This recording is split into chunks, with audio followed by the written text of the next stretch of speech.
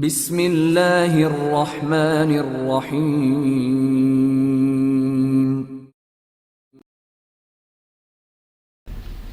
ہلاکت خیز عمران سیریز، مصنف ابن صفی۔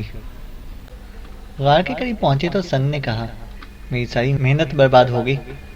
میں سمجھا نہیں، عمران بولا، اب اندر کچھ بھی نہیں ہوگا، بڑی محنت سے وہ سب کام کی چیزیں جمع کی تھیں، اب افسوس ہو رہا ہے کہ تمہیں یہاں پر کیوں لایا تھا۔ سنگ نے کہا، یعنی تمہارا خیال ہے کہ ہماری وجہ سے تھریسیا کو تمہاری اس کمین گاہ کا سراغ ملا ہے؟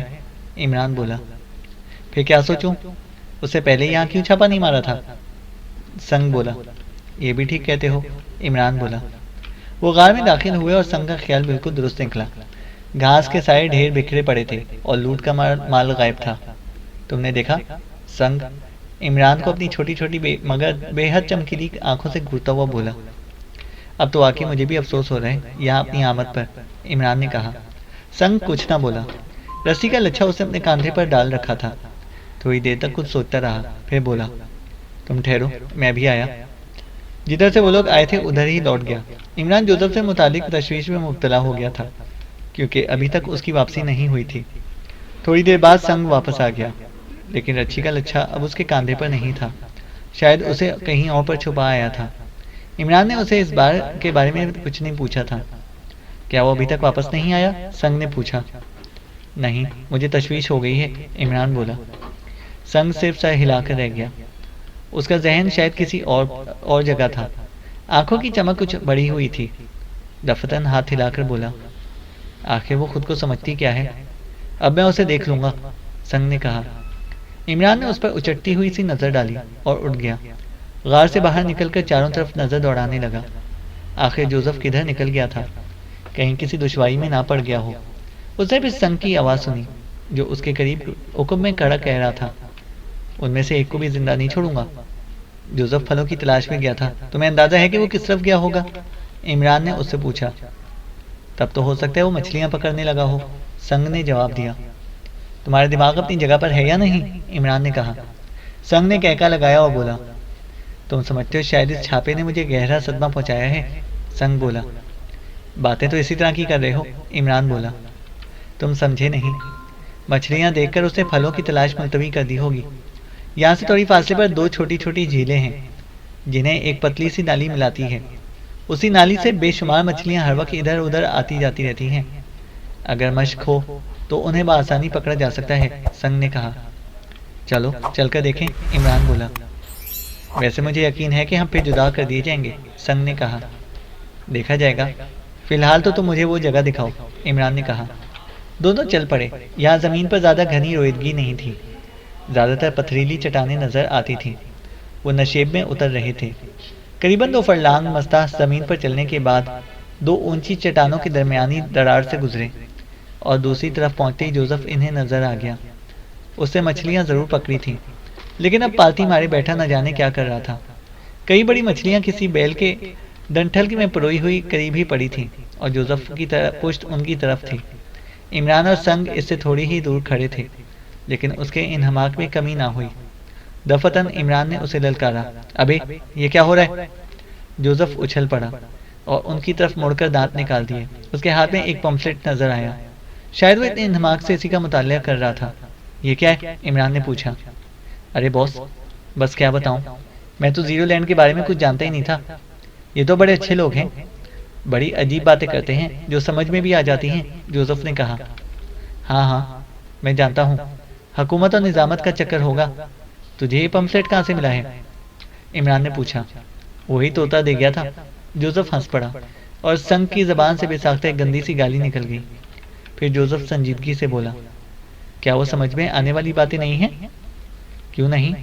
کسی نے کوئی جرم کیا اور تھانے دار اس کے آگے ہاتھ جوڑے کھڑا گھگیا رہا ہے کہ جناب عالی میں آپ سے استدعا کرتا ہوں کہ خدا کے لیے ہتھکڑیاں پہن لیجئے، میرے بال بچے آپ کو دعائیں دیں گے۔ دیکھیے، اگر آپ نے انکار کیا تو میرا دل ٹوٹ جائے گا۔ ادھر مجرم کہہ رہا ہے میں 6 ماہ سے پہلے خود کو گرفتاری کے لیے پیش ہی نہیں کر سکتا، کیونکہ یہ اغوا کا کیس ہے، اور میں نے ابھی تک مغویہ سے اظہار عشق تک نہیں کیا۔ جائیے، 6 ماہ بعد آئیے گا، عمران نے کہا۔ نہیں باس، تم اسے پڑھو اور سنجیدگی سے غور کرو، جوزف نے کہا۔ چل بے، نہیں تو 2-4 ہاتھ جھاڑ دوں گا، عمران نے کہا۔ جوزف نے برا سا منہ بنایا اور مچھلیاں اٹھا کر ان کے ساتھ چلنے لگا۔ باس، میری سمجھ میں نہیں آتا کہ آخر دنیا والے اتنے نادان کیوں ہیں؟ انہیں مجرم کیوں سمجھتے ہیں جو انہی کی بھلائی کے لیے کچھ کرنا چاہتے ہیں؟ جوزف نے کہا۔ میں تجھے کسی درخت سے الٹا لٹکا دوں گا۔ کیا تجھے کی گولوں کی زیادگاہ یاد نہیں رہی؟ بیچارے سیدھے سادے آدمیوں کو کس طرح بیوقوف بناتے تھے۔ پڑھے لکھے لوگوں کے لیے ان کے پاس دوسرا ہربا پمفلٹ ہے، کسی نہ کسی طرح اپنا الو سیدھا کرتے ہیں۔ تو کیا یہ سمجھتا ہے کہ ان لوگوں نے یہ چکر اس لیے چلایا ہے کہ دنیا کی فلاح کے لیے کچھ کر سکیں؟ عمران بولا۔ پمفلٹ سے تو یہ ظاہر ہوتا ہے باس، جوزف نے کہا۔ ہر طرف خوبصورت الفاظ کے جال پھیلے ہوئے ہیں اور انسانیت مسلسل کر رہی ہے۔ بکواس بند کر اور اپنے کام سے کام رکھ۔ ہم یہاں اس لیے آئے ہیں کہ ان کا طلسم توڑ دیں، نہ کہ اس میں پھنس جائیں، عمران نے کہا، اور پمفلٹ اس کے ہاتھ سے چھین کر پرزے پرزے کر دیا۔ غار میں پہنچ کر انہوں نے آگ پر مچھلیاں بھونی اور پیٹ بھر لینے کے بعد پھر کھلے میں نکل آئے۔ جوزف کے چہرے پر عجیب سی بیگانگی تاری تھی۔ سنگ نے آہستہ سے کہا، اب اس اپنے سے الگ ہی رکھو۔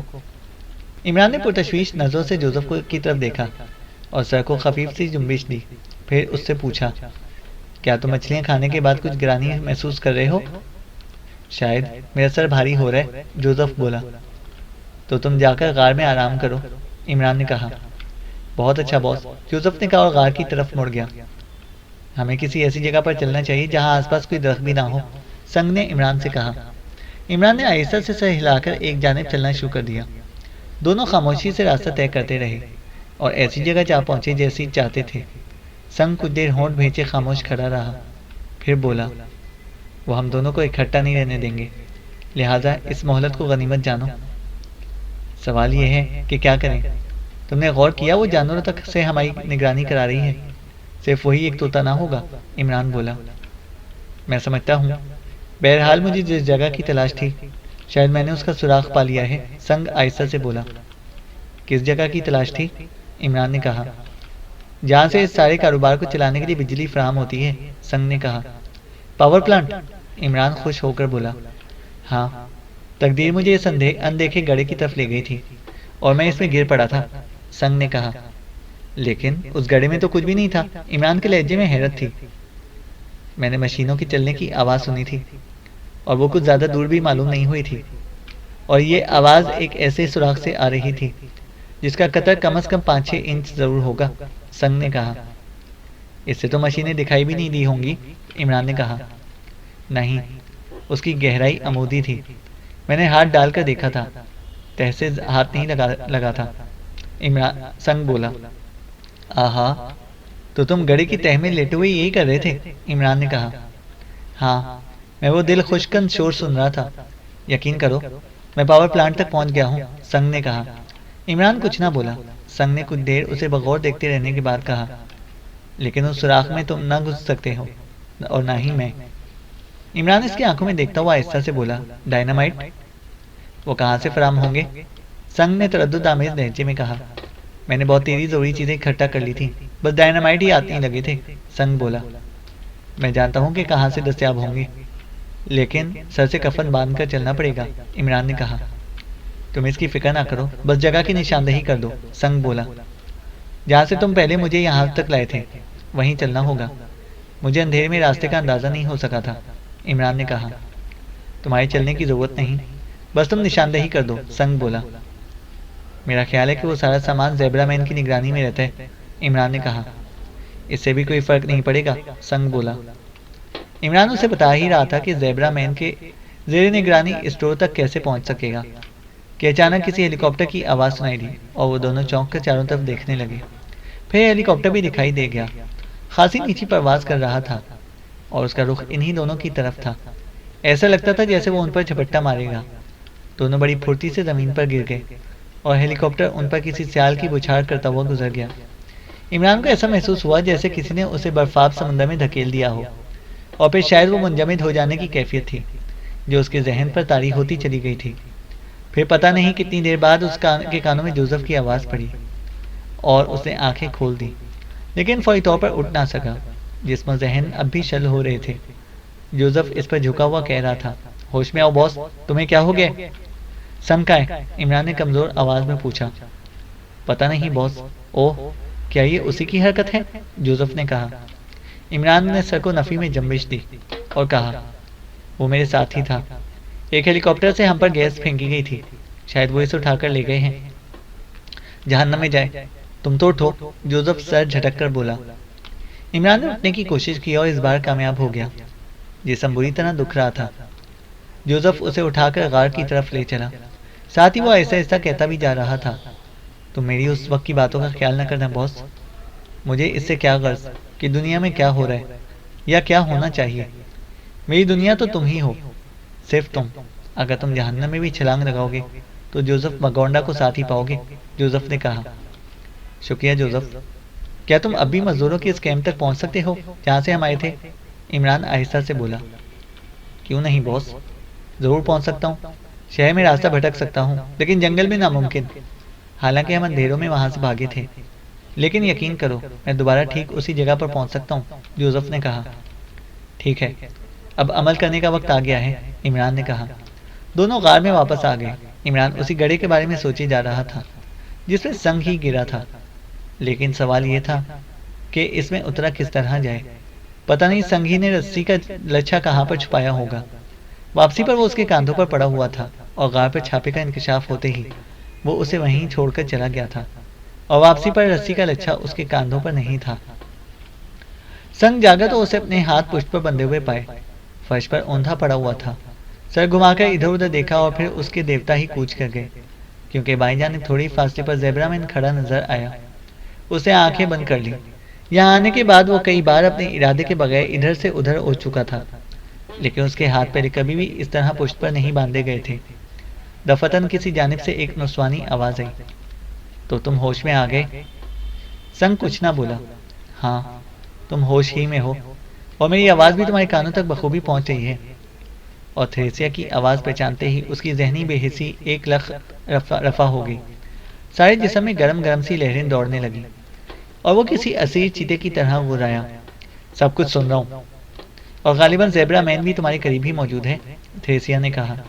ہاں، اسے بھی دیکھ رہا ہوں، سنگ بولا۔ اب بتاؤ کہ تم نے اور سامان کہاں کہاں چھپا رکھا ہے، تھریسیا کی آواز آئی۔ تم تو سب جانتی ہی ہو، تلاش کرو۔ آخر اس غار میں تمہاری نشاندہی کی بنا پر تو عمران کو رسی کا لچھا ملا تھا، اور اس کے بعد تم نے سارا سامان اٹھوا لیا تھا، سنگ نے کہا۔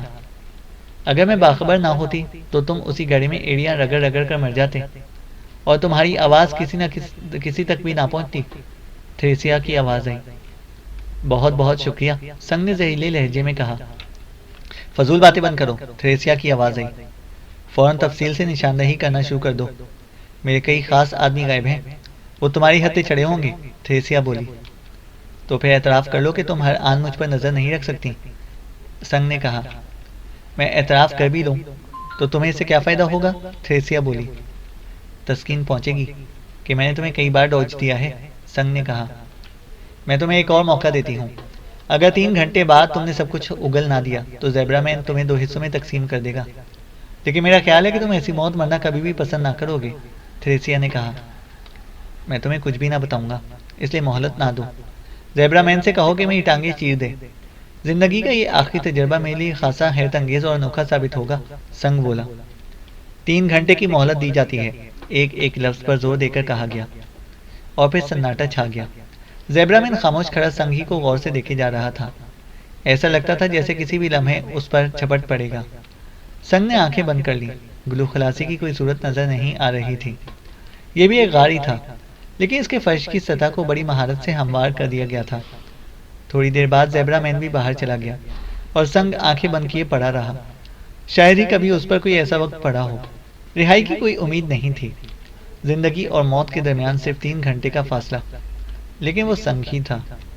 اس نے سوچا کیوں نہ یہ 3 گھنٹے خوف غفلت میں بسر کر دیے جائیں، اور ذرا ہی سی دیر میں وہ سچ مچ سو گیا، اور اس وقت تک نہیں جاگا جب تک جگایا نہیں گیا۔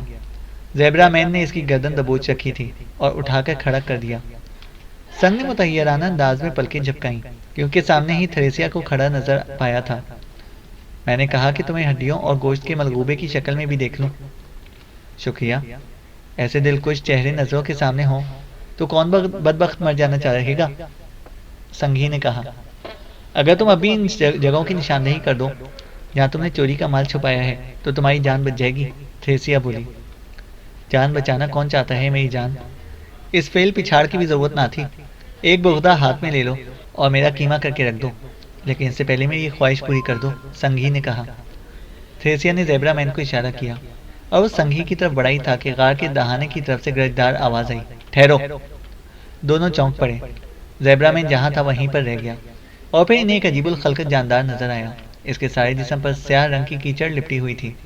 ایسا معلوم ہو رہا تھا جیسے کسی دلدل سے برآمد ہو کر سیدھا اسی طرف چلا آیا ہو۔ زیبرا مین آنکھیں پھاڑے اسے دیکھتا رہا۔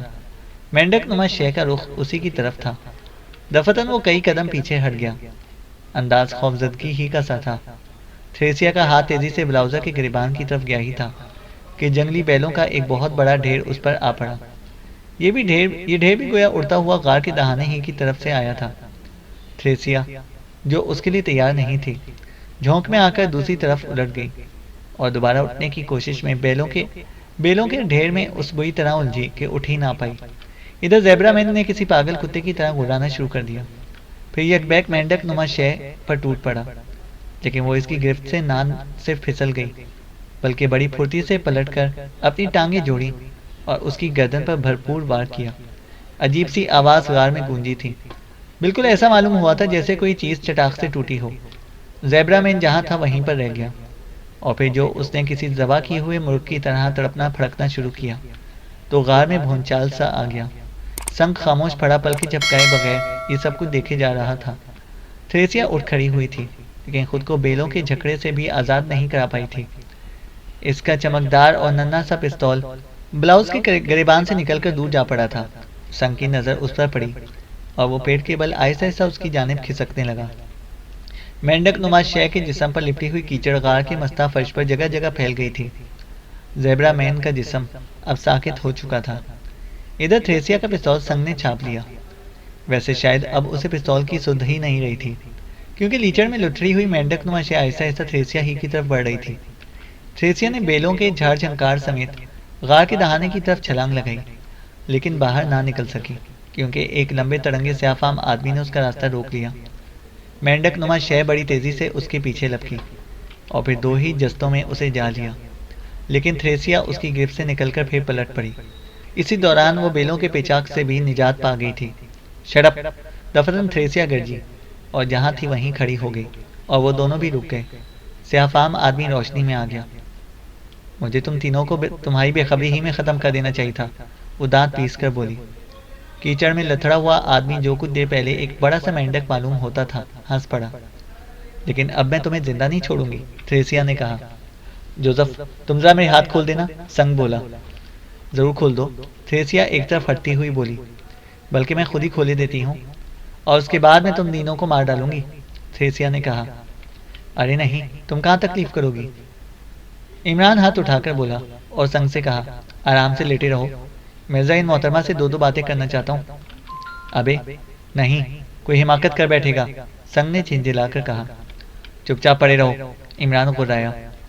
میں یہاں تمہارے لیے نہیں آیا، تم تو اتفاقاً مل گئے۔ ہاں محترمہ T3B، آخر تم نے ہم لوگوں کو یہاں الجھایا کیوں تھا؟ عمران نے کہا۔ میں نے تو تمہیں واپس بھجوا دیا تھا، تم خود ہی آ پھنسے، تھریسیا نے کہا۔ میں یہ پوچھنے آیا تھا کہ آخر تم نے مجھے ان جہازوں کی تباہی کا ذریعہ کیوں بنایا تھا، عمران نے کہا۔ اس لیے کہ تم دونوں افریقوں کے لیے معتبر تھے، تھریسیا نے کہا اور پھر ہنسنے لگی۔ کیا حقیقتاً اس سارے کھڑاک کا مقصد محض اس حربے کے اثر انگیزی کا تجربہ کرنا تھا؟ عمران نے پوچھا۔ ہمارے منصوبے کثیر المقاصد ہوتے ہیں، تھریسیا بولی۔ کثیر المفاسد زیادہ موضوع لفظ ہوگا، عمران بولا۔ یہی سمجھ لو۔ بہرحال اب میں تمہیں زندہ نہیں چھوڑوں گی، تھریسیا نے کہا۔ یہ کیا چیز تھی؟ عمران نے مردہ زیبرا مین کی طرف اشارہ کر کے پوچھا۔ اسے مار کر اکڑ نہ دکھاؤ، ابھی ایسے درجنوں موجود ہیں، تھریسیا نے کہا۔ اگر ایسے ہی ہیں تو سب میرے ہاتھوں مارے جائیں گے، فکر نہ کرو۔ لیکن یہ بول بھی سکتا تھا، مواقعی کے فراہم کردہ گونگوں میں سے نہیں تھا، عمران نے کہا۔ تم بہت کچھ جانتے ہو، تھریسیا بولی۔ تم کسی سفید فام آدمی پر اس قسم کا تجربہ نہیں کر سکتی، اور یہ بیچارہ سفید فام ہی تھا۔ شاید ہاتھی پچھاڑ قسم کے زیبرا مین 2-4 دن سے زیادہ زندہ نہیں رہتے، لہذا تم نے اس پر صرف زیبرا مین کا میک اپ کرایا تھا۔ تاکہ وانڈیریوں کو قابو میں رکھ سکو، عمران نے کہا۔ اس سے کیا فرق پڑتا ہے؟ تھریسیا نے لاپرواہی سے کہا۔ فرق یہ پڑتا ہے کہ اس وقت تمہارے سامنے کیچڑ میں لتھڑا ہوا ہوں۔ یہ انتظام میں نے اس لیے کیا تھا کہ طاقتور زیبرا مین کی گرفت سے پھسل جاؤں۔ اگر یہ یقین ہوتا کہ محض دکھاوے کا زیبرا مین ہے تو اس کی کیا ضرورت تھی؟ صاف ستھرا آ کر اس کی گردن کی ہڈی توڑ دیتا، عمران نے کہا۔ آخر تم چاہتے کیا ہو؟ تھریسیا بولی۔ اپنی اور اپنے ساتھیوں کی واپسی، جن میں 2 عورتیں بھی شامل تھیں، عمران نے کہا۔ تمہاری اطلاع کے لیے عرض ہے کہ جیمسن کی بھی برین واشنگ ہو چکی ہے، وہ تینوں ہی تمہارے ساتھ جانے سے انکار کر دیں گے، تھریسیا نے کہا۔ میں ہر حال میں انہیں واپس لے کر جاؤں گا، عمران بولا۔ بہت خوب، تمہاری گفتگو کا انداز بتا رہے جیسے تم نے مجھ پر فتح پالی ہو، تھریسیا تلخ لہجے میں بولی۔ میں نے ایسا کوئی دعویٰ نہیں کیا۔ ویسے کیا تم بتا سکتی ہو کہ تم نے اس تجربے کا ڈھونگ کیوں رچایا تھا؟ عمران نے کہا۔ ڈھونگ؟ کیا مطلب؟ تھریسیا نے کہا۔ یہ مہلک شعاع تمہاری حالیہ ایجاد نہیں ہے۔ آج سے 3 سال پہلے تم لوگوں نے اس کا کامیاب تجربہ برازیل کے جنگلوں میں کیا تھا، اور اس کا علم تمہاری تنظیم کے 10 افراد کے علاوہ اور کسی کو بھی نہیں تھا، عمران نے کہا۔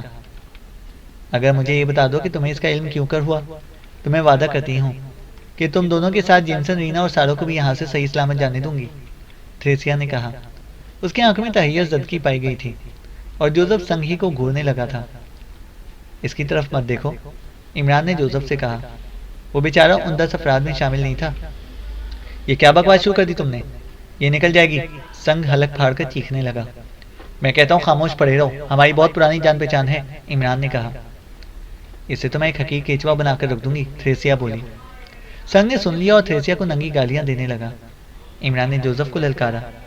اس کا منہ بند کرو، میں خواتین کی شان میں گستاخی پسند نہیں کرتا، عمران بولا۔ فضول باتیں نہیں، تھریسیا ہاتھ اٹھا کر بولی۔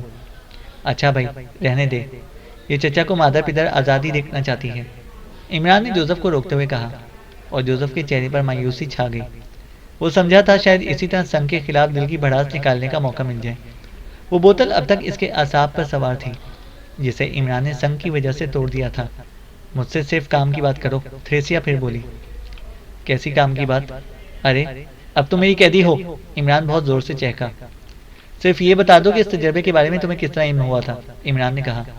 ان 9 میں سے 3 آدمی مر چکے ہیں، باقی بچے 6، عمران مسکرا کر بولا۔ تم یہ بھی جانتے ہو، تھریسیا نے کہا۔ اور شاید اس تجربے کے ڈھونگ کے اصل مقصد سے بھی واقف ہوں، عمران بولا۔ سوال ہی پیدا نہیں ہوتا، تھریسیا برا سا منہ بنا کر بولی۔ حوالے کے لیے صرف اتنا ہی کہوں گا کہ افریقہ ایک ایٹمی ملک بننا چاہتا ہے، عمران نے کہا۔ اوہ، تھریسیا مٹھیاں بھینچ کر رہ گئی۔ اس نے دانت پیسے بھی تھے۔ پھر اچانک جوزف نہ صرف اچھل پڑا بلکہ اس کے حلق سے ایک بے ساختہ قسم کی چیخ بھی نکلی۔ عمران کی بھی یہی کیفیت ہوئی تھی، لیکن وہ جوزف کی طرح چیخا نہیں تھا، صرف بوکھلا کر رہ گیا تھا۔ جوزف اچھل کر بیلوں کے ڈھیر میں الجھ گیا تھا اور چاروں خانے چت گرا۔ کھوپڑی نے فرش سے ٹکرا کر زوردار آواز پیدا کی تھی۔ اس لمحے میں تھریسیا نے ایک لمبی جست لگائی اور بالکل ایسا لگا جیسے وہ فضا میں تیرتی ہوئی غار کے دہانے سے باہر نکل گئی ہو۔ عمران نے اسی بوکھلاہٹ کے عالم میں اسے پکڑنے کی کوشش کی اور جوزف سے الجھ کر اسی پر ڈھیر ہو گیا۔ سنگ کا کہکہا غار میں گونجا تھا، اور پھر وہ عمران کے لیے ایک سخت نسبتی قسم کی لچکیلی سی گالی پر کنات کر کے رہ گیا۔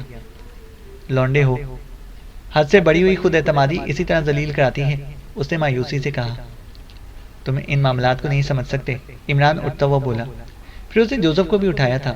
جوزف کی آنکھیں بند تھیں اور وہ زور زور سے سر جھٹک رہا تھا، ساتھ ہی کہتا جا رہا تھا، خدا غارت کرے اس کتے کے پلے کو جو میرے پیروں کے تلے آ گیا تھا۔ اچھا بس جلدی سے ہوش میں آ جا، وقت کم ہے، ورنہ اگر اب اس نے گھیرنے کی کوشش کی تو دشواریوں میں پڑیں گے، عمران نے کہا۔ تم میرے ہاتھ کیوں نہیں کھول رہے؟ سنگ غرایا۔ ہاں اچھا، عمران اٹھ کر تیزی سے سنگ کی طرف بڑھا اور اس کے نیچے ہاتھ ڈال دیے اور تھریسیا کا چمکدار پستول نکال دیا۔ اس پر سنگ چیخنے لگا۔ کیا کر رہے ہو؟ اس پر میں نے قبضہ کیا تھا، سنگ بولا۔ تم نے قبضہ کیا تھا تو چھین لو مجھ سے، عمران پستول کو الٹ پلٹ کر دیکھتا ہوا بولا۔ پھر اسے سنگ سے کچھ دور رہتے ہوئے جوزف سے کہا، پہلے اس کے ہاتھ کھولو۔ گن گن کر بدلے لوں گا، سنگ بولا۔ تم اس کی دھمکی سن رہے ہو باس؟ جوزف نے کہا۔ پرواہ مت کرو، کھول دو، یہ ابھی کی بات نہیں کر رہا، یہاں سے صحیح و سلامت نکلنے کے بعد کی دھمکی ہے، عمران نے کہا۔ سنگ کچھ نہ بولا، جوزف نے اس کے ہاتھ کھول دیے اور عمران بولا، اب تم دونوں بائیں جانب سے چلے جاؤ، اسٹور ادھر ہی ہے، میں دہانے کے قریب ٹھہروں گا، عمران بولا۔ پستول کے میگزین میں زیادہ سے زیادہ 6 گولیاں ہوں گی باس، محتاط رہنا، جوزف نے کہا۔ یہ پستول نہیں ہے، تم فکر نہ کرو، جو کہہ رہا ہوں اس پر عمل کرو، ڈائنامائٹ، بیٹری اور تاروں کے لچھے جلدی کرو، عمران نے کہا۔ سنگ خاموشی سے جوزف کے ساتھ چلا گیا اور عمران غار کے دہانے کے قریب ایسے زاویے پر جم گیا کہ روشنی میں نہ رہے۔ باہر اندھیرا پھیلا ہوا تھا۔ عمران نے پستول کا ایک بار پھر جائزہ لیا اور مطمئن انداز میں سر کو جنبش دے کر اندھیرے میں آنکھیں پھاڑنے لگا۔ تھوڑی ہی دیر بعد اسے نشیب میں چند سائے حرکت کرتے نظر آئے اور عمران نے تھریسیا والا پستول سیدھا کر لیا۔ یہ حقیقتاً پستول نہیں بلکہ زیرو لینڈ والوں کا مختصر ترین مگر انتہائی تباہ کن حربہ الیکٹروگز تھا۔ دہانے کی جانب حرکت کرنے والے سائے بڑی احتیاط سے غار کے دہانے کی جانب بڑھ رہے تھے اور اندھیرے میں انداز لگانا مشکل تھا کہ ان کے پاس کس قسم کا اسلحہ ہوگا، لہٰذا عمران انہیں للکارنے کا خطرہ مول نہیں دے سکتا تھا۔ اسے الیکٹروگز کا ٹریگر دبا کر اسے نصف دائرے کی شکل میں حرکت دی اور متحرک سائے آوازیں نکالے بغیر اچھل اچھل کر دور جا گرے۔ صرف ان کے گرنے کی آوازیں سنائی دی اور پھر آپس میں گڑبڑ ہو کر رہ گئے۔ عمران نے طویل سانس لی اور ادھر دیکھنے لگا جدھر سنگ اور جوزف گئے تھے۔ اچانک غار میں اندھیرا ہو گیا۔ عمران پھرتی سے دوسری طرف گھوما اور الیکٹروگز کا رخ بھی ادھر ہی کر دیا۔ ٹھیک اسی وقت سنگ کی سرگوشی سنائی دی، احتیاط، اندھیرا کیا ہے، تم یہیں ٹھہرو، بہت ہی کام کی چیزیں یہاں موجود ہیں، اتنا کچھ نہ سمیٹ لینا کہ اٹھا کر چل ہی نہ سکیں، عمران نے کہا۔ یہ مجھ پر چھوڑ دو، سنگ بولا۔ تھریسیا کیچڑ میں لت پت بھاگی تھی، اسے خدشہ تھا کہ کہیں عمران تعاقب میں نہ چل پڑا ہو۔ ایک بڑے پتھر کی اونٹ میں سمٹ کر غار کی جانب نظر رکھتے ہوئے بلاؤز کے گریبان میں ہاتھ ڈالا، لیکن الیکٹروگز موجود نہیں تھا۔ وہ تو اس کی بے خبری ہی کے عالم میں گر گیا تھا۔ اس انکشاف سے مزید بدحواسی طاری ہوئی اور اس نے اٹھ کر ایک جانب کو دوڑنا شروع کر دیا۔ وہ اس وقت بری طرح گر گئی تھی۔ اگر اپنے ایک فن کو بروئے کار نہ لاتی تو ان دونوں سے چھٹکارا پانا ناممکن ہو جاتا، اور یہ فن تھا صوتی مغالطہ۔ کتے کے پلے کی آواز اس نے خود نکالی تھی، لیکن جوزف نے ایسا محسوس کیا جیسے کوئی کتے کا پلہ اس کے پیروں کے نیچے آ گیا ہو۔ وہ بوکھلا کر اچھلا اور اپنے ہی لائے ہوئے بیلوں میں جھاڑ جھنکاڑ میں الجھ کر گر پڑا۔ عمران کو تو اس کے اس فن کا تجربہ پہلے ہی ہو چکا تھا، لہذا اس نے اضطراری رد عمل پر تھوڑی ہی دیر میں قابو پا لیا تھا، لیکن پھر بھی تھریسیا گرفت میں نہیں آئی تھی، کیونکہ وہ خود ہی چکنی مٹی کے کیچڑ کی وجہ سے بام مچھلی ہو رہا تھا۔ بہرحال تھریسیا نکل آئی تھی اور اب اسے فکر تھی کہ الیکٹروگز جو اس دوران غار ہی میں گر گیا تھا ان لوگوں کے ہاتھ نہ آ جائے۔ وہ بھاگم بھاگ قریب ہی کے ایک اور غار میں داخل ہوئی اور ایک جگہ کھڑی ہو کر کسی میکینزم کو حرکت دی۔ دوسرے لمحے اوپر سے ایک کیج نیچے آیا جس کا دروازہ کھول کر وہ اندر داخل ہوئی اور کیج پھر اوپر اٹھتا چلا گیا۔ تھوڑی دیر بعد وہ ایک بڑے سے عالیشان کمرے میں داخل ہوئی۔ پہلی نظر میں اسے باور کر لینا دشوار ہی ہوتا تھا کہ اسے کسی پہاڑی کو اندر سے تراش کر بنایا گیا ہوگا۔ پھر تھریسیا نے بڑی پھرتی سے اپنا کیچڑ میں لتڑا ہوا لباس تبدیل کیا اور انٹرکام کا سوئچ آن کر کے بولی، راہل، پوسٹ نمبر 3 پر گڑبڑ ہے۔ عمران اور جوزف نے سنگ کو رہا کرانے کی کوشش میں پوسٹ کے نگران کو مار ڈالا ہے، انہیں وہاں سے نکلنے نہ دو۔ کوشن، وہاں ایک الیکٹروگز بھی گر گیا تھا، تمہیں محتاط رہنا چاہیے، الیکٹروگز ان کے قبضے میں نہ جانے پائے۔ بہت بہتر مادام، فوراً انتظام کیا جاتا ہے، دوسری طرف سے آواز آئی۔ مجھے باخبر رکھنا، تھریسیا نے کہا۔ بہت بہتر مادام، راہل کی آواز آئی۔ وہ مضطربانہ انداز میں ٹہلنے لگی تھی۔ 10 منٹ بعد انٹرکام سے آواز آئی، پہلے دستے کی واپسی ابھی تک نہیں ہوئی مادام، اس لیے دوسرا دستہ روانہ کر دیا گیا ہے، راہل کی آواز آئی۔ بہت محتاط رہو، کہیں الیکٹروگز ان کے ہاتھ نہ لگ گیا ہو، تھریسیا نے کہا۔ بہت بہتر مادام۔ تھریسیا کی آنکھوں میں گہری تشویش کے آثار صاف پڑھے جا سکتے تھے، اور پھر تھوڑی دیر میں اس اطلاع مل گئی کہ پوسٹ نمبر 3 پر بھیجے جانے والے پہلے دستے کا صفایا ہو چکا ہے اور اس کے افراد الیکٹروگز ہی کا شکار ہوئے تھے۔ دوسرا دستہ ان تینوں کی تلاش میں ہے، انٹرکام سے آواز آئی اور تھریسیا پیر پٹک کر بولی، تم سب ناکارہ ہو، اب ان کا سراغ ملنا ناممکن ہے۔ دوسرا دستہ گیلی مٹی کے نشانات پر ان کی تعاقب میں ہے مادام، راہل کی آواز آئی۔ یہ دوسری بے وقوفی کی بات کر رہے ہو، سنگ اور عمران کوئی نشان نہیں چھوڑ کر جائیں گے کہ تم ان تک پہنچ سکو۔ پورے یونٹ کے نگرانوں کو ہوشیار کر دو، جنگل کا چپا چپا چھان مارو، الیکٹروگز ان کے قبضے میں نہیں رہنا چاہیے۔ بہت بہتر مادام، دوسری طرف سے کہا گیا۔ لیکن کچھ دیر بعد تھریسیا غصے سے پاگل ہو گئی۔ اس بار انٹرکام پر اطلاع ملی تھی کہ گیلی مٹی کے نشانات کا تعاقب کرنے والے بلاخر کیچڑ میں لتھڑی ہوئی گھاس کے اس چھوٹے سے بنڈل تک پہنچ گئے تھے جو ایک سوراخ میں گھسنے کی کوشش کر رہا تھا، اور اس بنڈل کی حقیقت یہ تھی کہ جس ڈور سے اسے باندھا گیا تھا اس کے دوسرے سرے پر ایک بڑی سی سیاہ چپکلی کی کمر بندھی ہوئی تھی۔ تم سب بالکل گدھے ہو، تھریسیا انٹرکام کے سامنے دہاڑی۔ میں نے پہلے ہی کہہ دیا تھا کہ وہ اپنے پیچھے نشانات چھوڑنے کی غلطی ہرگز نہیں کر سکتے۔ اب تمہارے فرشتے بھی ان کا سراغ نہیں پا سکیں گے، لیکن اگر صبح تک وہ الیکٹروڈز میرے پاس نہ پہنچا تو تم سب سے نبٹ لوں گی، تھریسیا نے کہا۔ ہم سارا یونٹ چھان ماریں گے مادام، انٹرکام سے آواز آئی۔ اسی طرح 2 گھنٹے گزر گئے لیکن ان لوگوں کا سراغ نہ مل سکا۔ آخر تھریسیا خود نکل کھڑی ہوئی، کیج سے نکل کر غار کے دہانے کی طرف بڑھی تھی کہ ایسا محسوس ہوا کہ جیسے زلزلہ آ گیا ہو۔ لڑکھڑاتی ہوئی اگر سنبھل نہ گئی ہوتی تو منہ کے بل زمین پر گرتی۔ ٹھیک اسی وقت برقی روشنی بھی غائب ہو گئی، مگر اس وقت وہ کیا دھماکہ تھا! وہ کھلا کر غار کے دہانے کی طرف دوڑ پڑی، پھر پلٹ آئی اور ٹٹولتی ہوئی اس جگہ تک پہنچی جہاں کیج سے نیچے اتری تھی۔ کیج کی سلاخوں سے ہاتھ جا لگا، گویا کیج اس کے اترنے کے بعد اوپر واپس نہیں گیا تھا۔ اس کا یہ مطلب تھا کہ برقی نظام فیل ہو گیا ہے۔ دھماکہ پھر یاد آیا اور وہ اندھیرے میں گرتی پڑتی غار کے دہانے کی طرف بھاگی۔ کھلے میں نکل کر اس نے اپنے آدمیوں کا شور سنا۔ وہ بدحواسی کے عالم میں مختلف غاروں سے نکل رہے تھے۔ تھریسیا مضطربانہ انداز میں پوسٹ نمبر 3 کی طرف دوڑی۔ اسی پوسٹ کے قریب ایک چھوٹا سا فیگراز ہر وقت موجود رہتا تھا۔ تھوڑی ہی دیر بعد فیگراز فضا میں بلند ہو رہا تھا اور پھر جلد ہی اس خدشے کی تصدیق ہو گئی جس نے اسے مضطرب کر رکھا تھا۔ اس جگہ سے شعلے نکل رہے تھے جہاں اس یونٹ کا پاور پلانٹ تھا۔ سب کچھ تباہ ہو گیا، لیکن یہ ناممکن ہے کہ وہ پاور پلانٹ تک پہنچ سکے ہوں، وہ زیر لب بڑبڑائی۔ اس نے فیگراف کے کنٹرول بورڈ پر سرخ رنگ کا بٹن دبایا اور ایک اسکرین روشن ہو گئی۔ اب فیگراز اس مقام کی طرف حرکت کر رہا تھا جہاں سے شعلے نکل رہے تھے۔ اسکرین پر وہ جگہ آہستہ آہستہ قریب ہوتی جا رہی تھی اور پھر جہنم کا وہ دہانہ بالکل اسے قریب صاف نظر آنے لگا جس کے شعلے آسمان سے باتیں کر رہے تھے۔ سب کچھ تباہ ہو گیا، وہ ایک بار پھر کر رہی اور کنٹرول بورڈ کے اس بٹن کو دبایا جس کا تعلق بیٹری سے چلنے والے لاسلکی نظام سے تھا۔ اسے یونٹ نمبر 11 کے اس دستے سے رابطہ قائم کیا جو بیٹری سے چلنے والے وائرلیس کو آپریٹ کرتا تھا۔ T3B کالنگ یونٹ 11، وہ بھرائی ہوئی آواز میں بولی۔ فوراً دوسری طرف سے جواب ملا۔ تھریسیا پھر بولی، یونٹ کا پاور پلانٹ کسی طرح تباہ ہو گیا ہے، اس کے ساتھ ہی وہ نظام بھی ناکارہ ہو گیا جو ہوائی حملے سے بچاؤ کرتا تھا۔ راؤل کو آگاہ کرو کہ اپر لیور کے سارے افراد کو یہاں سے نکال کر لے جائے، اس سے پہلے ساری تعمیرات کو ڈائنامائٹ کر دیا جائے۔ راؤل سے کہو کہ اپر لیول کے افراد کو یونٹ نمبر 8 میں لے جائے۔ Over and all.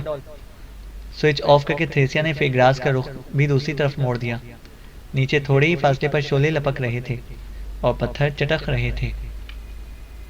دوسری صبح وہاں دھوئیں اور شعلوں کے علاوہ اور کچھ بھی نہیں تھا۔ بے شمار سیاہ فام وانڈیری اپنی جانیں بچانے کے لیے بھاگتے پھر رہے تھے، انہی میں یہ تینوں بھی شامل تھے۔ ان کی پچھلی رات والی کوشش بار آور ہوئی تھی۔ پوسٹ نمبر 3 سے حاصل کیے گئے سامان کی مدد سے انہوں نے پاور پلانٹ کو تباہ کر دیا تھا۔ یہی نہیں بلکہ تھریسیا کی زبانی یہ خوشخبری بھی سن لی تھی کہ ہوائی حملے سے بچاؤ کا نظام بھی پاور پلانٹ کی تباہی کی بنا پر ناکارہ ہو چکا ہے۔ شاید یہ خوشخبری ان تک نہ پہنچتی اگر سنگھ ہی کی دور اندیشی نے اسے اسٹور سے ایک سفری ٹرانسمیٹر بھی اٹھا لانے پر مجبور نہ کر دیا ہوتا۔ اسی ٹرانسمیٹر پر انہوں نے تھریسیا کا وہ پیغام سنا تھا جو یونٹ نمبر 11 کے کارکنوں کو دیا گیا تھا۔ اسی پیغام میں یہ اطلاع بھی شامل تھی کہ ہوائی حملے سے بچاؤ کا نظام ناکارہ ہو گیا ہے۔ لیکن اب جیمسن کو کہاں تلاش کریں گے باس؟ جوزف نے کہا۔ عمران کچھ نہ بولا، شاید اس کے ذہن میں پہلے ہی سے یہ سوال موجود تھا۔ اگر یہ حقیقت ہے کہ اس کی بھی برین واشنگ کرنے میں کامیاب ہو گئی تھی تو وہ بھی اپر لیول والوں ہی کے ساتھ یونٹ نمبر 8 میں منتقل کر دیا گیا ہوگا، سنگھی نے کہا۔ چند لمحے خاموش رہ کر پھر بولا، پچھلی رات تم سے بہت بڑی حماقت سرزد ہوئی تھی۔ مجھ سے؟ عمران نے چونک کر کہا۔ ہاں، خواہ مخواہ بکواس شروع کر دی تھی اور اسے نکل جانے کا موقع مل گیا، سنگھی بولا۔ میں صرف اپنے خیال کی تصدیق کرنا چاہتا تھا اور وہ ہو گئی، عمران طویل سانس لے کر بولا۔ کس خیال کی؟ سنگھی بولا۔ اس ساری ہڑبونگ کا مقصد میری دانست میں ایک بڑی طاقت کی توجہ کو اس ایک اہم مسئلے کی طرف سے ہٹانا تھا، عمران نے کہا۔ میں سمجھا نہیں، سنگ بولا۔ میرا خیال ہے کہ تھریسیا آج کل کسی بڑے معاوضے پر جنوبی افریقہ کی سفید فام حکومت کے لیے کام کر رہی ہے، عمران نے کہا۔ یہ کیا بات ہوئی؟ جنوبی افریقہ ایٹمی طاقت بننا چاہتا ہے، اسے ری پروسیسنگ پلانٹ کی ضرورت ہے، لیکن اس کی نسل پرست پالیسی کی بنا پر ساری دنیا میں اس کی مخالفت ہو رہی ہے۔ بڑی طاقتیں بھی اس کے حق میں نہیں ہیں کہ ایٹمی طاقت بنے، لیکن ایک بڑی طاقت اسے ایٹمی طاقت بنانا چاہتی ہے۔ اس کے لیے وہ چوری چھپے جنوبی افریقہ کی سفید فام حکومت کی مدد کرنا چاہتی ہے۔ دوسری بڑی طاقت کو اس کی سمگن مل گئی تھی، لہٰذا اس کے بحری جہازوں نے ان راستوں کی نگرانی شروع کر دی جن سے ایک عالی مدد جنوبی افریقہ تک پہنچنے کا امکان ہو سکتا ہے۔ غالباً تھریسیا یہ چاہتی تھی کہ تباہ کن ایٹمی شعاع کا قصہ سن کر نگرانی کرنے والے جہاز تنزانیہ کی طرف دوڑ پڑے اور وہ راستہ صاف ہو جائے جس سے ری پروسیسنگ پلانٹ چوری چھپے جنوبی افریقہ پہنچایا جانے والا تھا۔ سنگ تھوڑی دیر تک سوچتے رہنے کے بعد بولا، تمہارا نظریہ درست بھی ہو سکتا ہے، پتہ نہیں اس دوران میں اسے اپنے مقصد کی کامیابی ہو سکی یا نہیں، عمران نے کہا۔ جہنم میں جائے، میرا مشن تو ناکام ہو گیا، سنگ برا سا منہ بنا کر بولا۔ کون سا مشن؟ عمران نے پوچھا۔ میں ٹنگانیکا کے اس پار اسلحہ اسمگل کرانا چاہتا تھا، میرا کروڑوں ڈالر کا نقصان ہوا ہے، سنگ نے کہا۔ اب کیا یہیں بیٹھے رہیں گے باس؟ دفتن جوزف بولا۔ نکل چلنے کی کوئی تدبیر کرو، عمران نے کہا۔ جب تو ہی کوئی تدبیر نہیں کر سکتا تو میں کیا کر لوں گا؟ میں سرزمین پر اجنبی ہوں، عمران نے کہا۔ سنگ نے شانے سکوڑے اور دوسری طرف دیکھنے لگا۔ تھوڑی دیر بعد عمران نے کہا، میں نہیں جانتا کہ اس ٹرانسمیٹر کا دائرہ کار کتنا ہے، لیکن پھر بھی ٹرائی کرتا ہوں۔ کس سے ٹرائی کرو گے؟ سنگ نے تلخ لہجے میں پوچھا۔ جنرل کیو کو، عمران بولا۔ اب اسے تمہاری کسی بات پر یقین نہیں آئے گا، سنگ بولا۔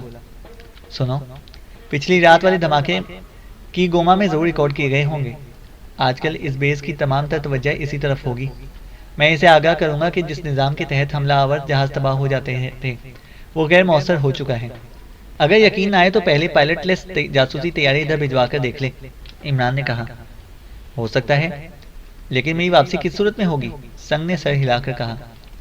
میں وعدہ کرتا ہوں کہ تمہیں جنگل سے نکال کر تمہاری طرف سے آنکھیں بند کر لوں گا، لیکن اگر کبھی میرے ملک میں دکھائی دیے تو ہمارے درمیان اعلان جنگ کی تجدید ہو جائے گی، عمران نے کہا۔ یہ نہایت طاقتور ٹرانسمیٹر ہے، تم بخوبی اپنا پیغام کی گوما تک پہنچا سکو گے، سنگ نے کہا۔ تو پھر جلدی کرو باس، یہ وانڈیری قبائل ذرا ہی سی دیر میں پاگل ہو جاتے ہیں، ان کا کچھ اعتبار نہیں، جوزف نے کہا۔ تم اس کی فکر نہ کرو، میں ان کے لیے تنہا کافی ہوں، عمران بولا۔ ہاں ٹھہرو، الیکٹروکس بھی تم میرے حوالے کر دو، سنگ ہاتھ اٹھا کر بولا۔ پہلے تو مجھے جنرل کیو سے رابطہ قائم کرنے دو، عمران نے کہا۔ یہ ناممکن ہے، پہلے الیکٹروکس، سنگ بولا۔ عمران اچھل کر پیچھے ہٹا اور الیکٹروکس نکال کر اس کا رخ سنگ کی طرف کرتا ہوا بولا، کیوں نہ میں تمہیں ختم ہی کر دوں؟ ضرور ضرور، سنگ نے اسے ٹرانسمیٹر دکھا کر کہا۔ میرے ہی ساتھ یہ بھی فنا ہو جائے گا، تمہاری آخری امید۔ میری تجویز بھی تو سنو، الیکٹروکس کے لیے قرآن اندازی کیوں نہ ہو جائے بعد میں، جوزف جلدی سے بول پڑا۔ مجھے منظور ہے، سنگ بولا۔ پھر عمران جنرل کیو سے رابطہ قائم کرنے میں کامیاب ہو گیا اور اپنی کارگزاری سنا کر جاسوسی طیارے بھیجنے کی تجویز پیش کی، جو منظور کر لی گئی۔ سارے احتیاطی مراحل سے گزرنے کے بعد لمبی پرواز والے ہیلی کاپٹروں کی آمد شروع ہوئی۔ جنرل کیو خود آیا تھا اور تنزانیہ کے فوجی جیمسن اور دونوں فرانسیسی عورتوں کو چاروں طرف تلاش کرتے پھرے تھے، لیکن ان کا کہیں سراغ نہ مل سکا تھا۔ ادھر الیکٹروکس کے لیے قرآن اندازی کی نوبت ہی نہیں آنے پائی تھی، کیونکہ اچانک ایک جگہ سنگ کو وہی 1 درجن عورتیں نظر آ گئی تھیں جن سے بچتا پھر رہا تھا۔ بس پھر جو بھڑک کر بھاگا ہے تو اس کی واپسی بھی نہ ہو سکی تھی۔ ختم شد۔ تو دوستو، یہ ناول بھی اپنے اختتام تک پہنچتا ہے۔ امید ہے کہ آپ کو یہ ناول ضرور پسند آیا ہوگا۔ اس ناول کو اپنے دوستوں کے ساتھ بھی ضرور شیئر کریں، اور اگر آپ ہمارے چینل پر نئے ہیں تو ہمارے چینل کو سبسکرائب کریں اور ساتھ موجود بیل آئیکن کو ضرور پریس کریں تاکہ آنے والی ہر ویڈیو کی اپڈیٹ آپ کو بر وقت مل سکے۔ شکریہ۔